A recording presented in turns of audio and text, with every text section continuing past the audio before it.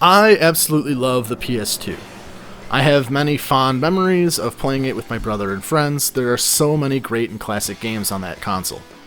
One game that I played a lot growing up was Dynasty Warriors 4, but I haven't really played a lot of the series since then. But recently, I've been playing Samurai Warriors 4 2 on the PS4 with my brother, and have been getting back into the Musou genre. I wanted to take a look at 3 games that were released on the PS2. One game that I actually played a lot growing up was Sengoku Musou, or Samurai Warriors as it is known in the West. A game from the same developers as Dynasty Warriors, and it depicted a romanticized and fantastical version of Japan's military history. But recently, I learned that Capcom had their own Musou game called Sengoku Basara, which also brought that style of gameplay to feudal Japan. The game was released in the US as Devil Kings, but featured some significant changes. So I decided to pit them against each other, head-to-head in today's duel, Samurai Warriors versus Sengoku Basara versus Devil Kings. Which game best brought Dynasty Warriors to Japan?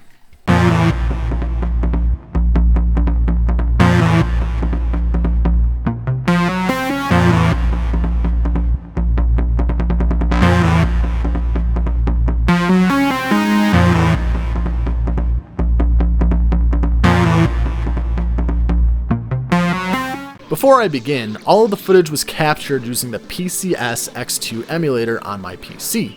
It's just easier to capture footage that way, and I don't have a real way to get Sengoku Basara on my American PS2. And for the sake of keeping things fair, I thought I should play them all emulated. So any stutters, frame dips, glitches, or graphical issues that you are seeing are due to the emulator bugging out, not because of the game itself. It took me a while to figure out my issues, but I eventually fixed it all, and all of these games run smooth and without issue. Unfortunately, I had already recorded hours of gameplay before I figured it out, so the footage stutters every once in a while. In 1997, game developers Omega Force released a one-on-one fighting game called Dynasty Warriors.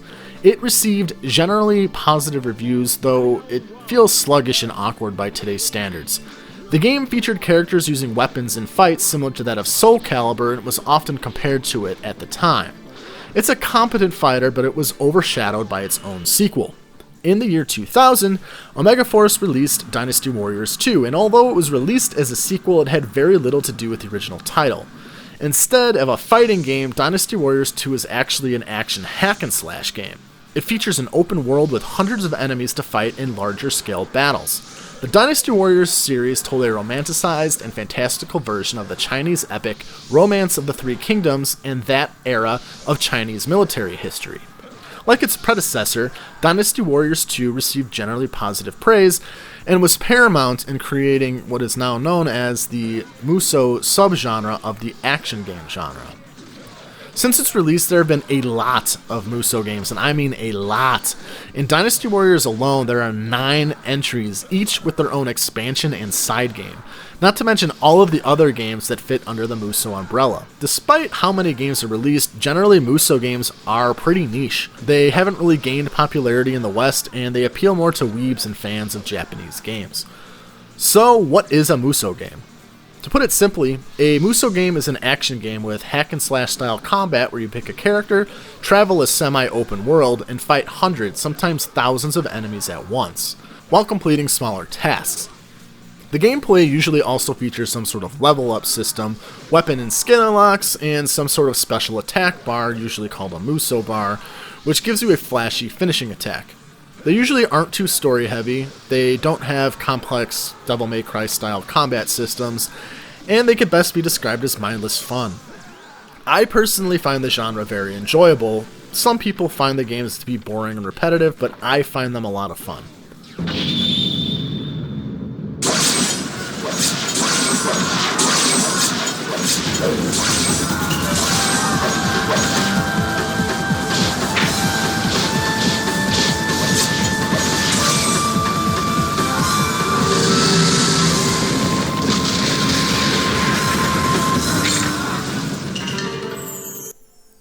In 2004, Omega Force released Samurai Warriors. For context, this came out after Dynasty Warriors 1, 2, 3, and 4. A few months later, Samurai Warriors Extreme Legends was released, acting as an expansion to the game, offering more missions, more playable characters, and more content. Like I said in the intro, Samurai Warriors is a hack-and-slash game that depicts a romanticized and fantastical version of the Sengoku period of Japan, which took place in the 1500s. It depicts warlords vying for power and engaging in battle to determine who would be in charge of unifying Japan. It features famous historical figures such as Tokugawa Ieyasu, Oda Nobunaga, Date Masamune, and Sanada Yukimura, as well as the battles they fought during their time. The opening cinematic really does a good job at establishing the tone for the game, and it gets you acquainted with some of the characters. That said, the story is presented in kind of surface level at most. It does a decent job introducing you to the characters and battles, but the actual details of what occurred is hard to follow. And the story contains a lot of fiction as well, so as somebody who might not be as well versed in Japanese history, you wouldn't really be able to tell what's historical fact or fact check and what is fiction. The story is presented through the occasional cutscene and through dialogue between characters during battle and text in between levels. The voice acting is okay, it's really melodramatic and over the top, but I personally like it. It has a B-movie charm to it. The funniest thing I find about the whole game is that characters are somehow able to have conversations with each other from across a map during a battle, despite not having any kind of radio or real form of communication. One thing I like about these games too is that there really isn't a main character. They do a really good job of making it feel like an ensemble involved in a war and not some hero's journey through a war with a bunch of side characters. Some characters have more importance in the story, like leaders of respective clans, but it doesn't feel like it's their story, it's just part of it involving them.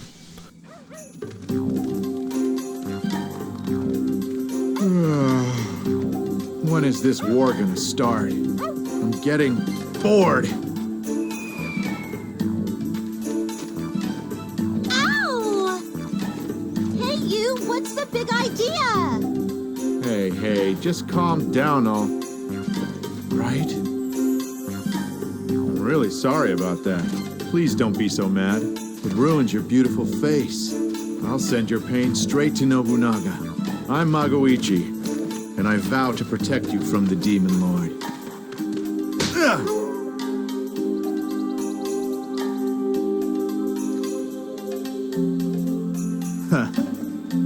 No luck with women either.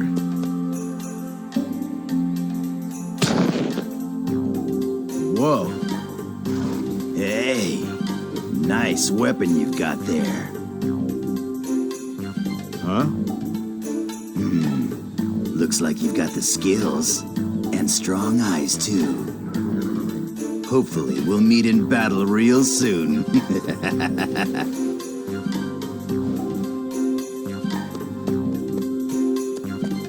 If he's going that way, he must be with the Oda. Looks like it could get wild. The core and most important part of Samurai Warriors, however, is of course the gameplay, and that's where I really enjoy the game. Samurai Warriors is an overall improvement over Dynasty Warriors at least 1 through 4 in terms of gameplay. The combat is fairly basic. You mash square to perform a basic attack, press triangle to perform a special attack. You can mix in different inputs to pull off basic combos. You have a bow, but it's really just fucking useless and there really isn't a point to using it. And you can block. You can also roll to avoid taking damage. You can ride horses to get you around the battlefield faster. And you have the Musou bar that is filled up and gives you the ability to perform finishing attacks, which really help weaken enemy officers and clear out clusters of enemies. That said, the combat feels good despite being fairly basic. The graphics are an improvement over the previous Dynasty Warriors game as well, and it offers a decent progression system that encourages you to keep playing and seek out bonus objectives. Bonus objectives are another addition Dynasty Warriors didn't have, and it gives you more to do during a mission and offers additional challenges. You start off with 5 characters and unlock more as you play, bringing the total to 15. 19 if you play Extreme Legends. Playable characters are all fun and varied, each offering a different personality to the story, but also a different weapon and fighting style for gameplay. My personal favorite character is Maeda Keiji. Characters can be leveled up, giving you new attacks and extensions to your combos, and they can unlock new, more powerful weapons and new items to equip and help you in battle. Samurai Warriors also features a create a character mode. It's pretty bare bones. You pick between 3 weapon types and like 4 character models, and you get to make your fighter after completing a series of training missions.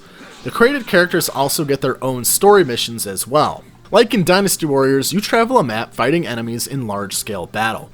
In addition to smaller troops, you also need to fight captains, which protect resources like gates or reinforcements, or enemy officers, which are basically the leaders of the armies. The core of every mission really comes down to fighting hundreds of nameless fodder enemies. Kill enemy officers and captains to capture strategic points for your NPC allies to defend. Kill the enemy boss. Again, it's not the most complex, but it's a lot of fun. The AI in Samurai Warriors isn't super intelligent, but NPCs will follow you in battle, they'll make their way to specific checkpoints, and it'll make you feel like you're involved in a big battle, seeing hundreds of troops moving around and fighting. Even if you really are more powerful than literally anyone else on the battlefield. You might be a one-man army, but the game does a decent job of making you feel like you're part of something bigger. To further mix things up, you also have castle battles to play, which are smaller, corridor-esque levels as you wander several floors of labyrinthian castles. I actually don't really like these levels too much. While they do offer a nice gameplay change, they're really tedious to play through.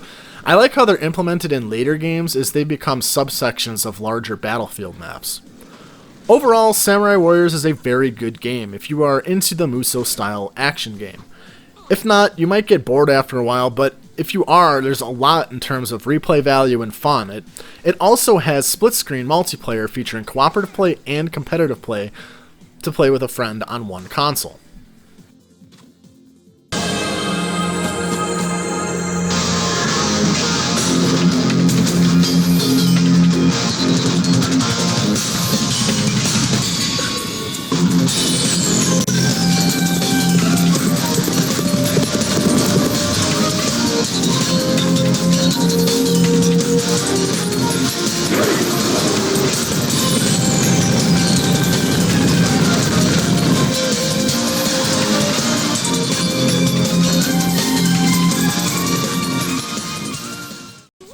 So now on to Sengoku Basara.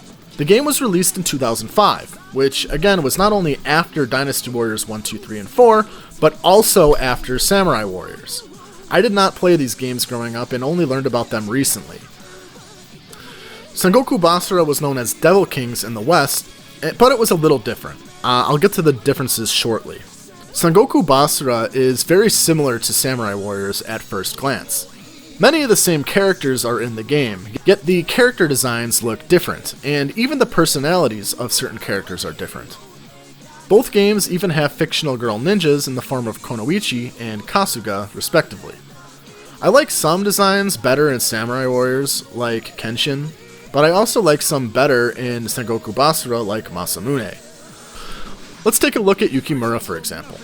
In both games, he wears red, uses a spear as a weapon, and is depicted as incredibly loyal towards his lord Shingen. In Samurai Warriors, he's depicted more as an honorable warrior, willing to go against the odds to protect his clan. In Sengoku Basara, he's depicted more as a headstrong and passionate warrior that's loud and obnoxious.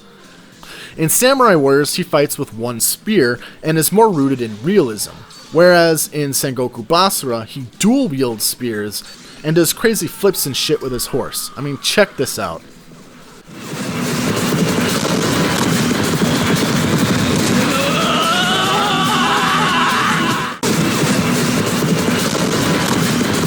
Every character has a list of similarities and differences. More are some similar than others, and some are more different. Combat in Basara is similar to Samurai Warriors. Mashing square gives you basic attack, triangle is a special move.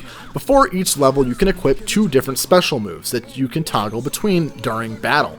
The Basara attacks work the same way as the Musou attacks. Once the bar is filled, press circle and it lets you unleash a special. I actually like the ability to switch between 2 different triangle moves during battle, but I wish you could weave them in and out for combos. You unlock new weapons to use, which can level up and become stronger, as well as different items to give you buffs and abilities. I unfortunately can't read Japanese, so my use of the items were limited, and I kind of had to go off their descriptions from Devil Kings. Some other differences to Samurai Warriors is that you can't really ride horses outside of specific sequences, and the AI is fucking brain dead. They will engage in small battles, but they literally don't do any damage. And after they finish their little skirmishes, they just stand there. They don't follow you, they don't move to new objectives, nothing. You can bring enemy officers to your allies by making them follow you across the map, but allies are completely useless. In that sense, it really makes you feel like a one-man army, but it takes away that feeling of engaging in a large-scale battle. The story is similar to that of Samurai Warriors as well, depicting a romanticized version of warring Japan. Since I am not fluent in Japanese, I had to piece together the little that I do know with fan translations online and the Devil King's localization. Similar to Samurai Warriors, there really isn't a main character, and every character has their own story mode. Some people share story elements and even the same intros, but they have their own ending cutscenes as well. Cutscenes are done in both 3D animation and anime style as well, and that kind of brings me to the next defining factor of Basara over Samurai Warriors, and that's how anime this game feels. The character designs are way more over the top, the combat is way more flashy, and the characterizations are more over the top and almost tropey. You have Yukimura, portrayed as the headstrong shonen main character, wielding 2 spears and doing horse flips. You have Masamune being portrayed as a cool Dante-esque character, speaking English and wielding 6 swords at once.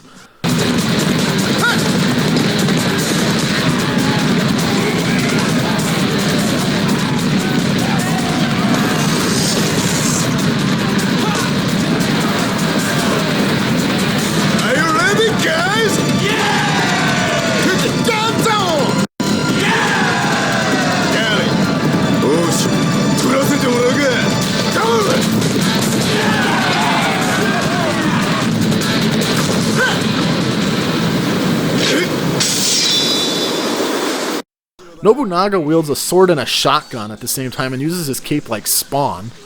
Tanakatsu is a fucking mech. And Zavi is a dual bazooka-toting, bandolier-strapped priest. It's nuts.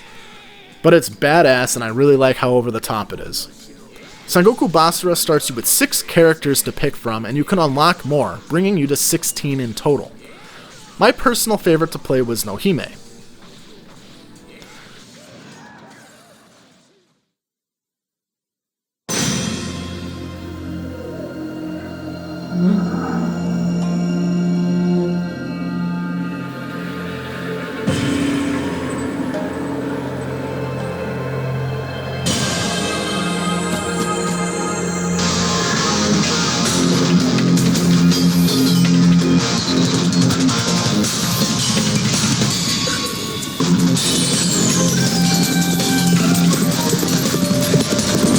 This brings me to Devil Kings.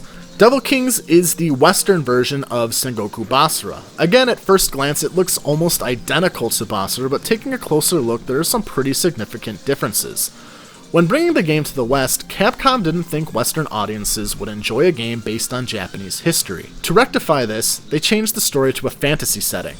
The maps of Japan during level select were changed to Fantasyland. All the characters' names were changed. Nobunaga became the Devil King, Masamune the Azure Dragon, Yukimura became Scorpio, Shingen became the Red Minotaur, No became Lady Butterfly, Kenshin became Frost, etc. In addition to that, they tried to capitalize off the popularity of Devil May Cry. The overall tone of the game was darker, the font was changed to look more like the Devil May Cry font, and the difficulty was increased from its Japanese counterpart. That said, you can actually see some Devil May Cry influence in the original Japanese version too. Look at No's shooting stance. It's really reminiscent of Dante's. Despite all those changes, the story details are actually pretty similar to that of Basara's original. Names and locations might have been changed, but the events are all the same, and the same cutscenes are used. The ending of Nobunaga's campaign even shows a globe depicting the real world, not the fantasy world that takes place in Devil Kings. Another big change is that the fodder unit costumes were changed to look more fantasy now too. You fight enemies that look like they were from Egyptian mythology, demons, and undead, instead of just samurais in different colored armor. The behaviors and attacks of the enemies are the exact same though, despite dealing more damage and having more health to increase the difficulty. The gameplay for the most part is the same. There are some minor differences though. As mentioned, the game is harder. Compared to the Japanese counterparts, enemy officers use upgraded weapons, deal more damage, have more health, your Basara bar is filled slower, and health pickups are less frequent. Instead of having 2 special attacks that you toggle from, every character now has 3 special moves. 1 that is just assigned at triangle at the beginning, and 2 that you can select before each level that you trigger by holding R1 and then pressing either triangle or square. There's also a mechanic added where certain attacks will make an enemy's health turn yellow, and you can get bonus damage for a period of time. And lastly, your combo is tallied up on the side, and you are given a style score similar to that in Devil May Cry. Given the changes in combat and gameplay, my favorite characters are actually different from the original Basara. For Devil Kings, my go-to character was actually the Devil King himself, Nobunaga. Additionally, from a marketing and presentation perspective, Nobunaga is really pushed as the main character of the game, instead of having no main character, despite the fact that the actual gameplay and story maintain that no main character vibe of the original game. Because of all these changes, Devil King is looked at very negatively by Basara fans, and at the time it didn't really sell well because people were expecting another Devil May Cry game, and so the marketing kind of backfired for Capcom. That said, if you look past the design changes and character name changes, Devil Kings is actually a fairly decent game, and it's a pretty accurate version of Sengoku Basara. So, which game wins the duel? So this is a rather tough one because I like different aspects of all 3 games, but a winner must be decided. For the sake of the video, I am going to give first place to Samurai Warriors, second to Sengoku Basara, and third to Devil Kings. When it comes down to it, the more defined combat and actually active AI put Samurai Warriors ahead for me. It feels more alive. I really liked Basara's anime vibe and how over-the-top and flashy it is, though. If it had a more active and intelligent AI, I might have put it above Samurai Warriors. Devil Kings does a good job in terms of adding extra gameplay mechanics, and I actually do like the new enemy design variation. That said, it doesn't fit with what Sengoku Basara is, and I understand why purists of the series don't like it. But if the game truly became its own thing, featuring fantasy factions or factions from mythology, it would be really cool. I'd love to see a Devil Kings 2 that brings that style of gameplay, but it's entirely unique. It's not related to Basara at all, and it focuses on a mythological setting. Despite none of the games really garnering mainstream success in the West, both Samurai Warriors and Sengoku Basara are popular in Japan, and have a slew of sequels as well. Releases that came out within the last couple years even. Basara has about 13 games to its name, including spin-offs and mobile games. Samurai Warriors has about 18 games to its name, including spin-offs and expansions, and even a crossover spin-off with Pokemon. Both series have had anime adaptations as well, so the franchises are both healthy, active, and popular. That said, while Samurai Warriors continues to release worldwide, the Sengoku Basara franchise only has one other release that has come to the US aside from Devil Kings. It's a shame because I feel like it could generate a pretty healthy cult following here if it did. It honestly sucks the genre in general hasn't caught on in the West. The genre would be perfect for game settings in the worlds of Lord of the Rings, Warcraft, Warhammer 40k, or even Star Wars in the KOTOR era. I know Omega Force has expressed interest in making Star Wars Warriors before, but given EA's stranglehold on the franchise, I doubt we'll ever get it. But one can have hope. Thanks for watching my video. If you liked what you saw, please like, subscribe for more, and leave a comment saying which you prefer between Samurai Warriors, Sengoku Basara, and Devil Kings. Make sure to check out the other duel videos I have as well. Bye!